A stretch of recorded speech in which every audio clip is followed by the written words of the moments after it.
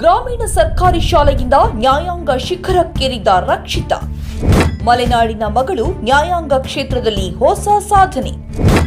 ಕಾಳೇಶ್ವರ ಗ್ರಾಮದ ರಕ್ಷಿತಾ ನ್ಯಾಯಾಧೀಶಿಯಾಗಿ ಊರಿಗೆ ಕೀರ್ತಿ ತಂದ ಮಗಳು.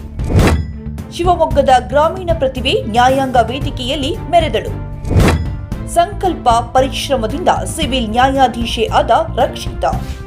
ಗ್ರಾಮೀಣ ಭಾಗದ ಸರ್ಕಾರಿ ಶಾಲೆಯಿಂದ ವಿದ್ಯಾಭ್ಯಾಸ ಆರಂಭಿಸಿ ಸಿವಿಲ್ ನ್ಯಾಯಾಧೀಶೆಯಾಗಿ ಆಯ್ಕೆಯಾಗಿರುವ ಶಿವಮೊಗ್ಗ ಜಿಲ್ಲೆಯ ಯುವತಿಯೊಬ್ಬರ ಸಾಧನೆ ಗಮನವನ್ನು ಸೆಳೀತಾ ಇದೆ.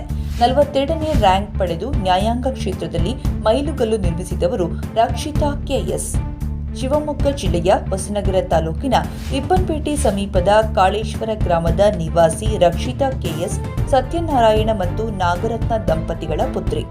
ಗ್ರಾಮೀಣ ಹಿನ್ನೆಲೆಯಲ್ಲೇ ಬೆಳೆದ ಅವರು ತಮ್ಮ ಪ್ರಾಥಮಿಕ ಹಾಗೂ ಪ್ರೌಢ ಶಿಕ್ಷಣವನ್ನು ಸರ್ಕಾರಿ ಶಾಲೆಯಲ್ಲಿ ಪೂರ್ಣಗೊಳಿಸಿದ್ದಾರೆ.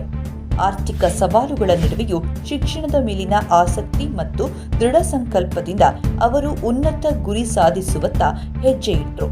ಕರ್ನಾಟಕ ಉಚ್ಚ ನ್ಯಾಯಾಲಯ ನೇರ ನೇಮಕಾತಿ, ಒಟ್ಟು ಆಯ್ಕೆ 83 ಮಂದಿ.